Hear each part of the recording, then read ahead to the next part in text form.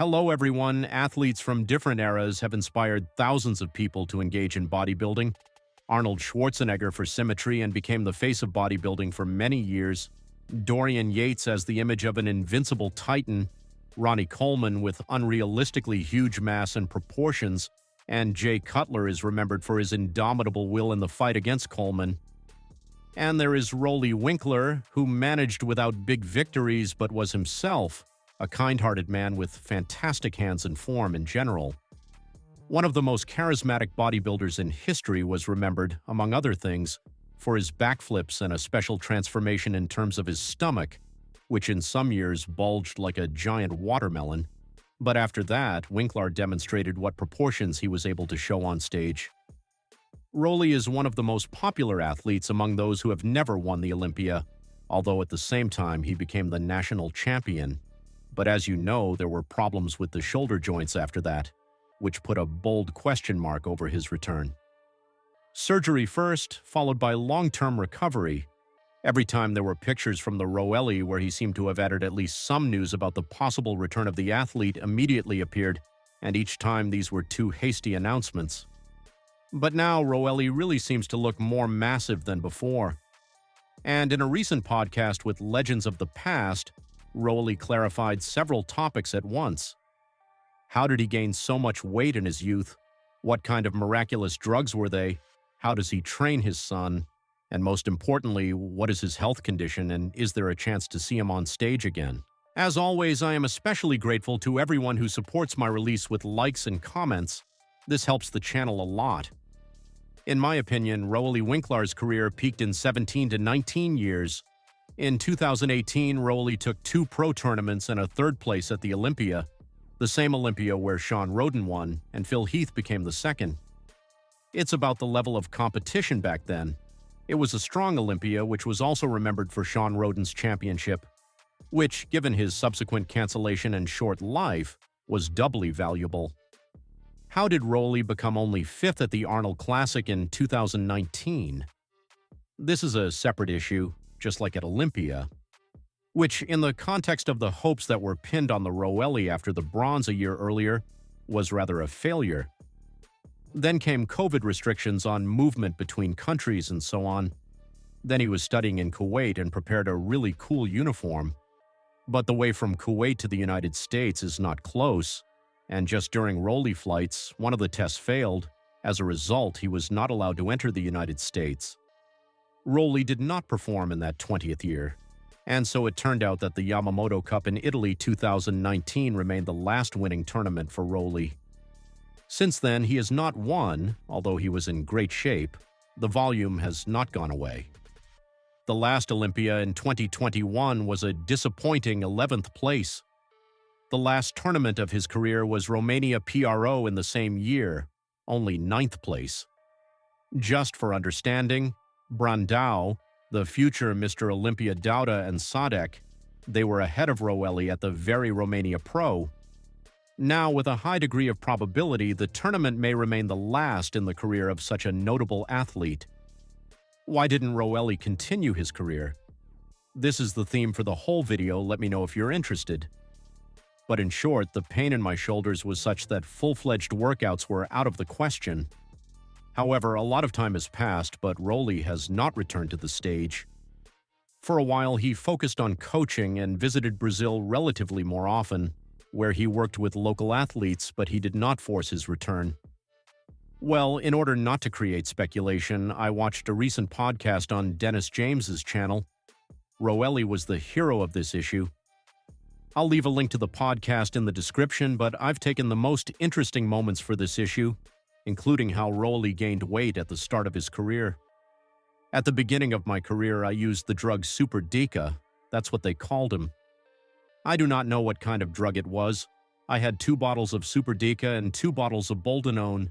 If you were to ask me now what it was like to have the healthiest guy in Curaçao, I came to him with this kit and I say I have no idea what to do with it. I do not know how or what to inject. I say, will you help me? He's for me, yes. I use this drug twice a week, so 3 weeks have passed, and this athlete had just left for the competition. He was in Europe for 4 weeks. A month later, he came back and was stunned. He asked, "What's wrong with you?" And I showed him, "Look, I still have a little left." He just didn't believe it. I gained over 20 kilograms in just a few weeks. We also talked about Sybil Peters, Rolly first coach, as part of the podcast. They are not in communication at the moment, but overall it has been a productive period of cooperation. As for his return to the stage, listen to what Winklar replied. "I still can't perform some movements. Any exercises with weights behind the head are not an option at all. I'm just doing what I can. I'm not really using anything right now, I'm just eating normally, just exercising to keep fit.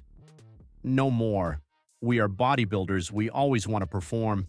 And I understand for myself that if one day I feel normal and realize that I am capable of this, I will perform again. I am 46 years old now. In principle, anything is possible." Rolly, look, you can actually come back. Considering how much weight you've gained lately, I'm monitoring your progress. "It's quite real," Dennis said. "Let's just say I'll think about it in 2026, but not yet in 2025. I'm really focused on my son right now. I would like him to replace me." Well, a few words about Roelli's son. There is a little online material with him. I found only 2 videos. Roelli himself said the following: "I try to take him everywhere with me so that he can learn how the bodybuilding world works. For the past 4 years since I haven't performed, I've told him that if he wants to try himself on stage, let's do it. And every time he answered me, listen, let's do it next year. And last year he told me that he was ready to try himself. We started living together, training in the gym at home, and he's improving well. But I don't have a goal for him to perform all the time. I want him to gradually reach a good level, and everything seems to be going well. Yes, he gained 8 kilograms in 3 months. The dynamics are positive. It's like you see yourself in him, right? I see in him an even better version of myself. He has a good back, and I hope he can do better with his legs than I did. Really, his hands are not like mine. Forearms, yes, but no arms yet. But seriously, it's too early to tell. He is 25 years old and has a lot of work ahead of him. At the moment, Roelli life now comes down to working with his son and his own training. I live a boring life. Like many bodybuilders, I live by the regime: eating, training, sleeping, preparation, performances. Then the shoulder injury happened and everything stopped. The problem is, I didn't think about what I was going to do after. Seriously, I just miss home.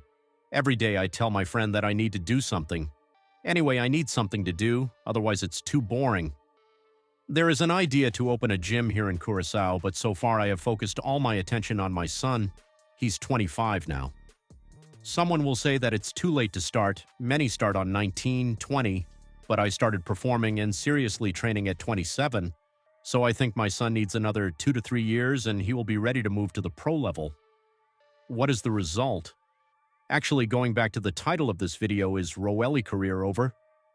I think so. He is one of my favorite athletes, and I would 100% like to see him back on stage, even at the veteran level, in the Masters category.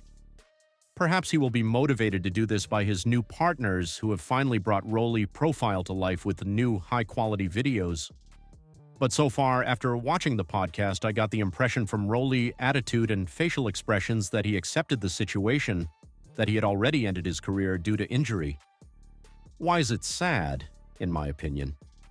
When it comes to athletes of this level, you always want to have a certain bright spot in their career.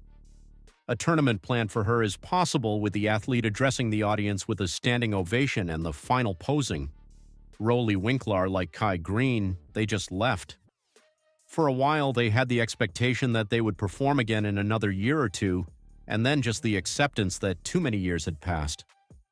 Again, the way Rolly described his life at the moment, of course he has something to do. This includes coaching and sponsorship obligations, but it seems that this is the case of some misunderstanding of how to enjoy life even after completing a career, which happens to many professional athletes. In the case of Winklar, I'm sure he'll be fine. His English has improved, he is still popular, he has a lot of followers on social networks, he is able to keep in good shape. The archive of pictures from past performances is enough for years of publications. The situation is quite conducive to performing the final campaign again, if desired, and to remain on the radar for many more years without going on stage. Share your thoughts. Do you expect to see him on stage again? Or maybe that's it? What do you think? How do you like his career? Which tournaments of his performance do you remember the most? Which year's uniform do you consider the best? As always, I appreciate your support. Subscribe to the channel, turn on notifications when new videos are released, and thank you for watching. Sports Guru was with you. See you later.